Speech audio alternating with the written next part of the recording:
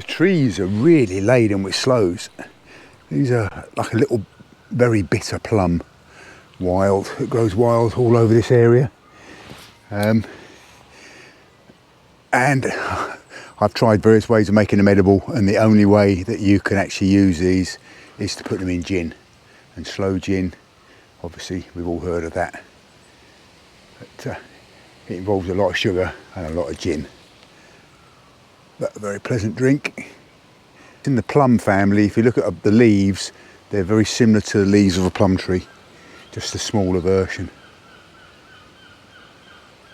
But it's quite a heavy crop this year. It'd be interesting to see if that portends a heavy winter. Still a few brambles on the trees, still in the bushes there's still a few brambles growing up here. But they are the last of the crop. And obviously these are the ones that are a bit higher up that people haven't been able to pick during the blackberrying season. But let's have a look, this one there might just be edible. Not that pleasant. No, very hard.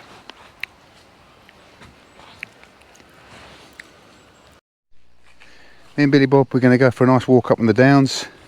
Come on this way, oi! Come on.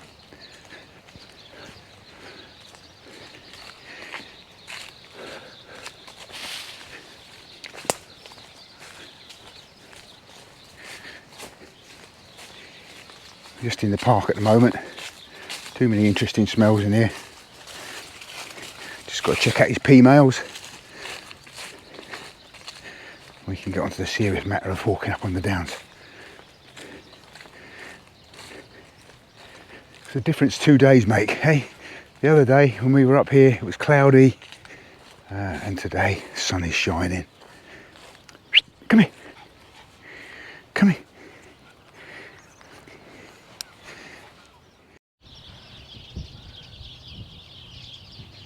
Right, good afternoon and welcome to CJ's Hooked on Life. We're going for a walk up on the downs. We've got a nice bit of a tab to get up there. First part of the downs from our house is ploughed fields at the moment. There was oilseed rape in here up until quite recently. You can probably see the remains of the stalks where they've been ploughed in. And I wonder what they're going to plant here. Now it'll be interesting to see, possibly winter wheat. A lot of birds taking advantage of the fact that the sod's been broken and they're getting a free feed out of it. There were great flocks of pie wagtails here a little while ago, but they seem to have disappeared. Now we've got 4 magpies I can see.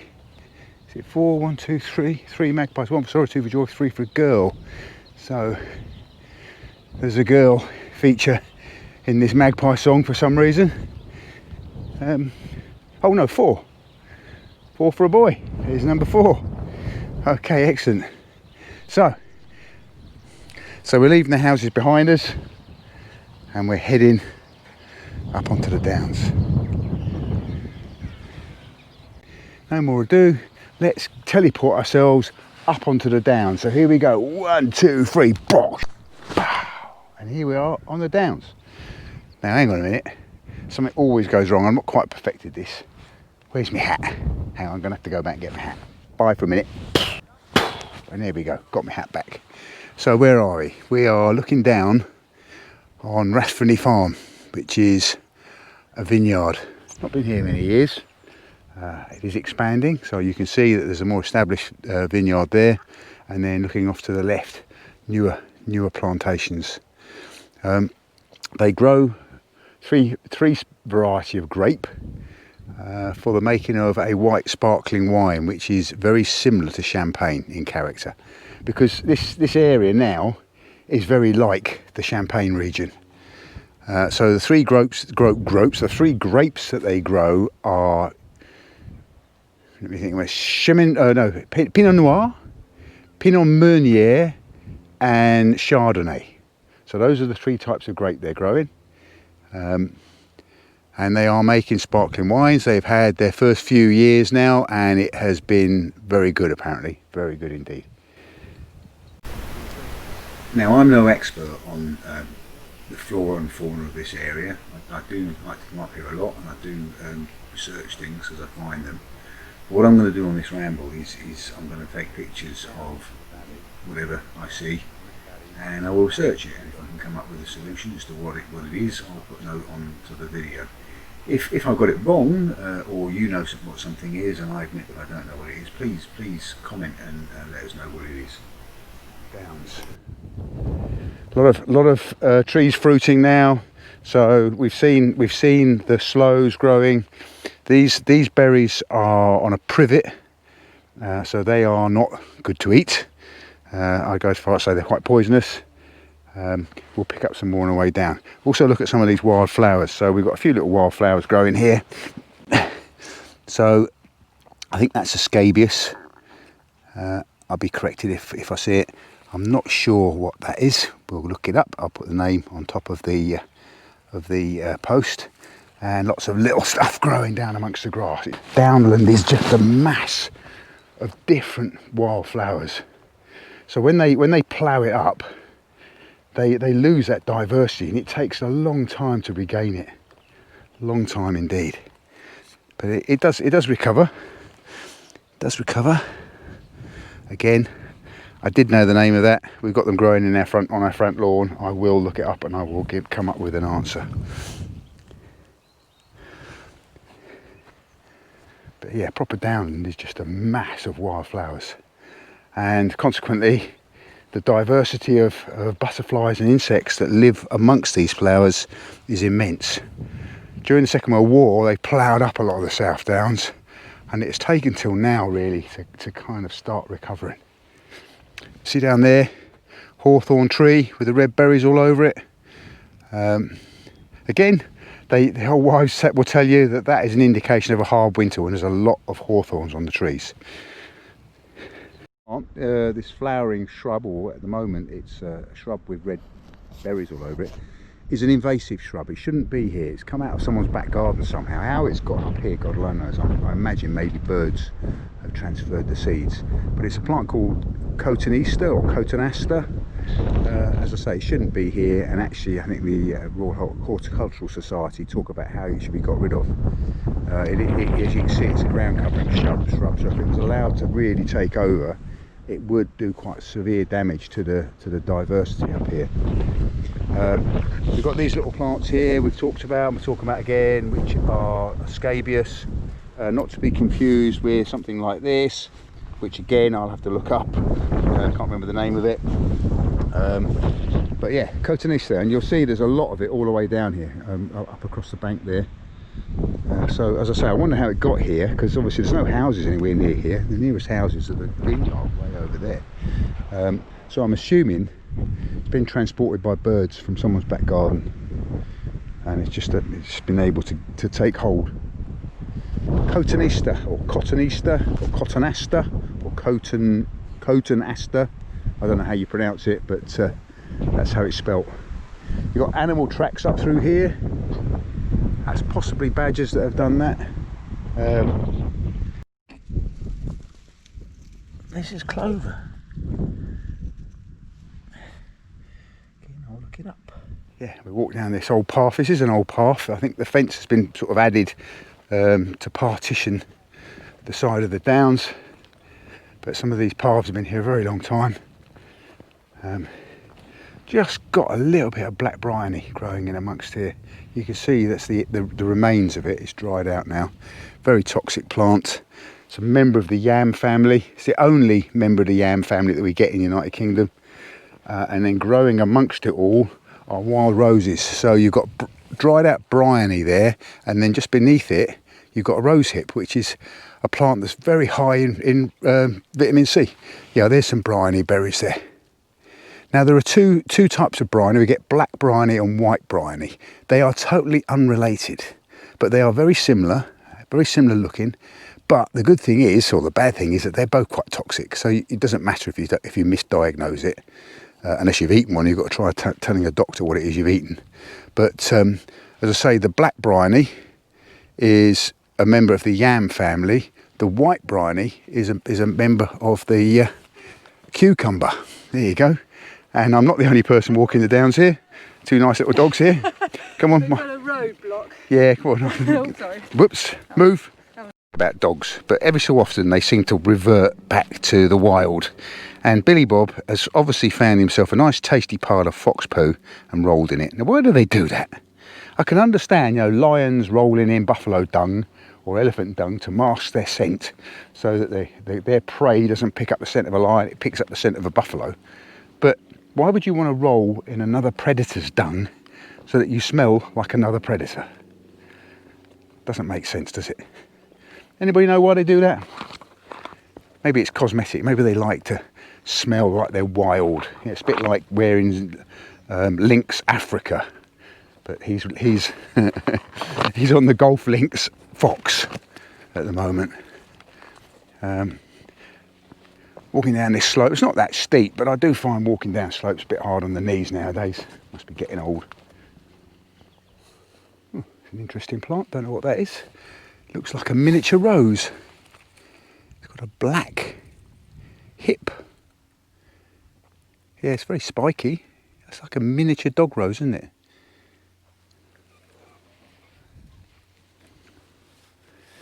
Yeah, a few of those growing around here. Again, if you know what it is, put a comment. I'll do a bit of research, and if I can find it out, I'll put it on top of the page. So if I can find it, I'll put it up here, so you can see what it is. I wouldn't say invasive because it is a natural plant, but it's one that the farmers get rid of because it's a yew, and yew is very poisonous. And so if there's any fields where they're going to put cattle, they have to make sure that there's none of this growing there. So again, probably transported by birds who've ate the berries off it and then drop the seeds.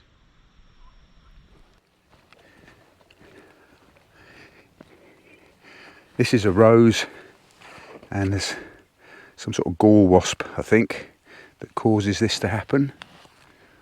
Clocks go back this weekend, and then our days get really short, and we have 5 months of short days, going to work in the dark, coming home in the dark. That's if you're going to work. I'm not going to work at the moment. This is my work, walking out on the downs. It's pleasurable and it's a job I could do forevermore, but it don't pay well. Right, I think this is that scabious again. It's quite a good example of it. It's got little leaves that come up from the branches of the stem, and it's got kind of dandelion shaped hairy leaves. So again, we'll check it out, but I'm pretty sure that's scabious. Not to be confused with a cornflower, which has a little bit of a bulb below the flower, but a similar colour. Hey, you've got a dog rose growing amongst all that clematis now. You can see the number of rose hips there are on it, hundreds of them. Mixed in with some hawthorn, and then there's little white fluffy flowers. That's clematis, which is a climbing plant. Again, don't know if that is a native and a wild plant that's meant to be here, or if it's something that's escaped from someone's garden sometime in the past. But it is all over the place in this part of Sussex. Obviously likes a chalky soil. It's a bit of a nuisance if you get it in your garden, because it does just smother everything. And there are areas on the downs here, on these back leaves of the hills, where it's just a blanket over the top of all the plants and what have you. I guess it just kills them off eventually. There's some more of it up there. I'm sure it has quite a pretty flower when it's flowering, which is why some people plant it in their gardens. But when it gets to this point, it's just a blanket of white fluffy stuff. And I'm guessing those leaves those seeds become airborne, so it spreads quite rapaciously. Or clematis. Its other name is old man's beard, and this is why.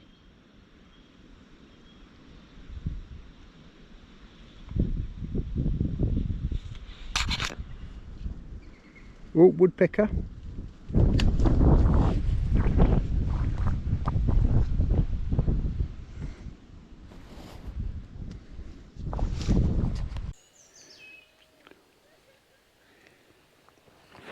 Another great clump of Cotoneaster growing here. You can see how it's taken over and smothering everything else. but there's quite a strong smell here, which to me means fox. There's probably a fox set here somewhere. There are quite a lot of foxes up here. We did see one the last time we were up here. Fortunately, I never got it on camera because it was just all too quick. But yeah, Billy Bob was nosing around in the edge of the woods, and a pheasant came out right under his nose, but it was being pursued by a fox. So either Billy Bob had spoilt the fox's hunt, or it was just that it happened to be in the right place at the right time. But it all happened so quick. It would have been great to have got it on film, but I didn't. Got another type of rose growing up here. Again, don't know if it's a wild dog rose. It seems a bit bizarre that we've got this one flowering rose up here. It's possible these have escaped from something.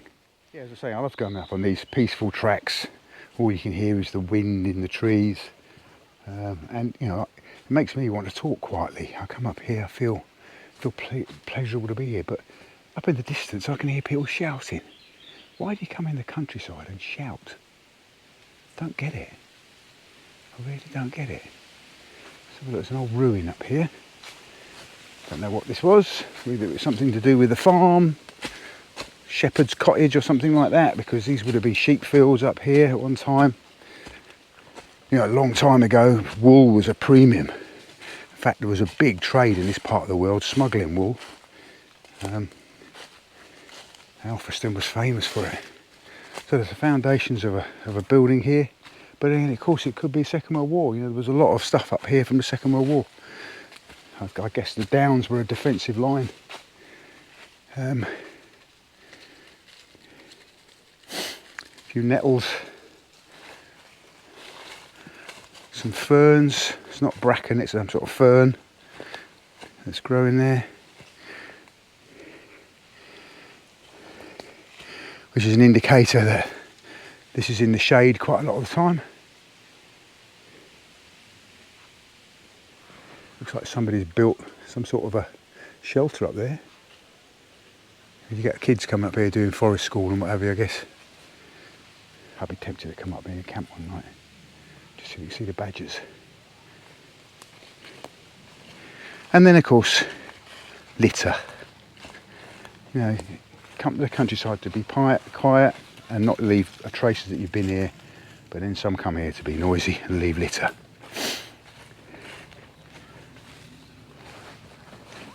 I think it's the source of woodpecker. It's the source of the noise coming, I think. Sounds like a school party. Billy Bob. You're going to have a bath when you get home. You're not going to like it. Because this is in the shade quite a lot, because of this is north facing, you get a lot of lichens growing on the trees. Right,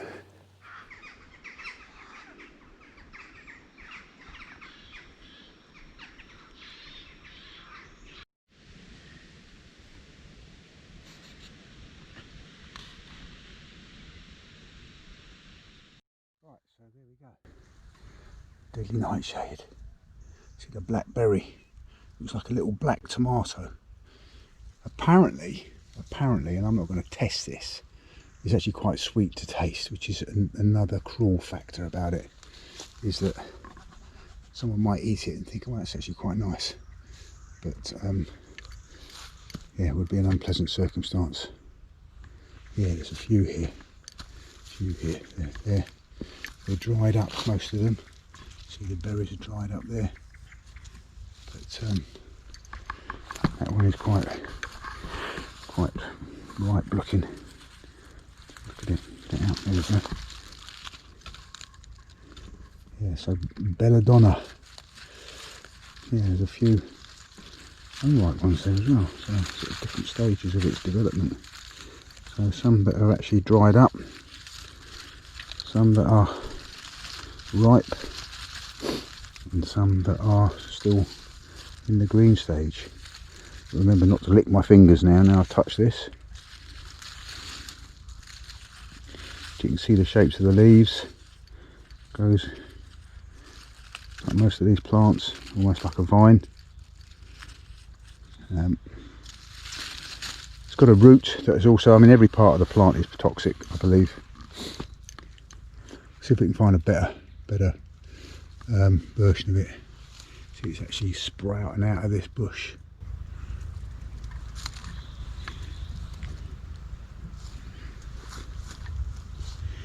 Yep. Deadly nightshade. Here's a slightly better one.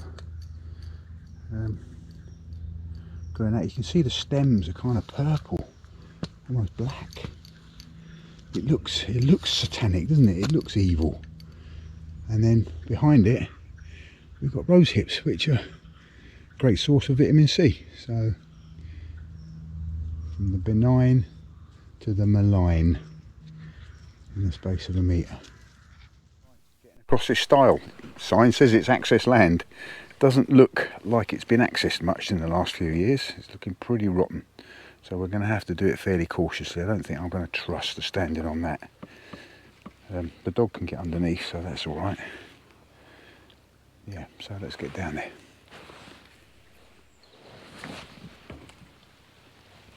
Making sure I'm not stepping on the middle part of the board, stepping on the ends where the supports are. Yeah, managed to get across there. And the dog managed to get underneath. Well done, Billy Bob. Lead the way, come on. Work your way through the nettles. That's it, good boy.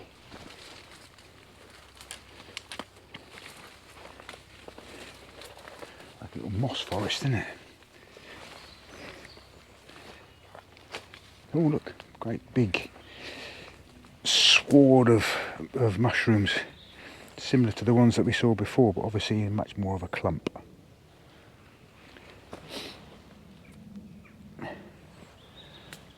Again, we'll have a look at those and see if we can come up with a. If you know what they are, please leave a comment. The trouble is, when you look at them in books, there's so many that it could be. And you know, you go through the book, it says not edible, not edible, not edible, and then it say edible, and you go, I don't know if I'm sure that is what you say it is. You can see evidence that the Exmoor ponies have been up here, clearing it out underneath here, and you can also see there's a bramble that's still in flower, well out of time.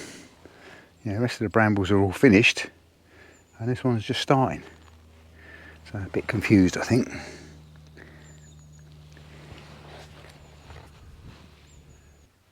Look at this big load of rose hips on that tree.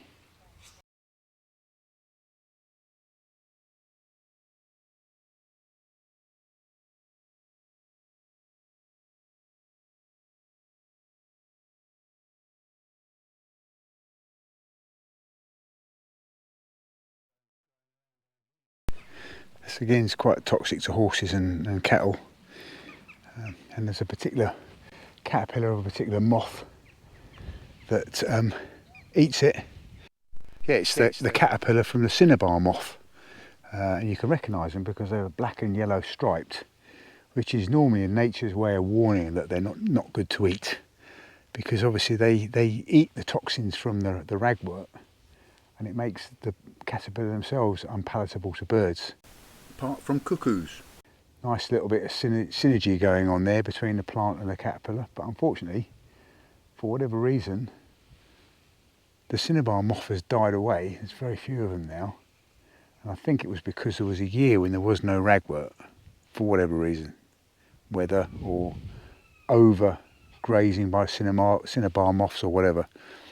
But of course, the following year there won't be any ragwort because seeds lie dormant in the ground for a year, or over a year, 2 years. So the following year, when the cinnabar moth's caterpillars hatched, there was nowhere for them to feed, and so they died out. They are gradually recolonising, but it's very slow, and you don't see them very often now. The moth is a black, shiny winged moth. If I can, I'll find a picture and stick it on there, onto the video. Just up there. Well, we've taken a little bit of a shortcut up through the furze, or gorse, locally it's known as furze, which is a particularly spiky bush that grows all along the South Downs, well, in fact all over the south of England. Yeah, it's particularly spiky, but in the spring it is covered in these beautiful yellow flowers, and they, to me, they have the smell of coconut, which is kind of random, but yeah, you can see back onto the top of Cradle Hill and then across the golf course and home. Yeah, fantastic afternoon. Right, well, we've had a very nice, pleasant afternoon walking on the South Downs. If you look at that, sunshine is further away than you think, because it's not shining on the wind farm, and the wind farm's probably 10 miles from here. So it's on the horizon. So it's a long way away. But what a fantastic evening. Going to head home. Desperately need a cup of tea now. And me and Billy Bob deserve to put our feet up, don't we, mate? Yeah. I hope you've enjoyed accompanying me on this ramble around a small part of the South Downs National Park. I'm already working on episode 2, which will concentrate on the fauna, the wildlife that lives in this little part of the park. And if you want to see that and you want to see more videos, please subscribe to the channel, press the like button, leave a comment, and click on the notifications bell so that you're advised when a new video is posted. Thanks very much, and see you again.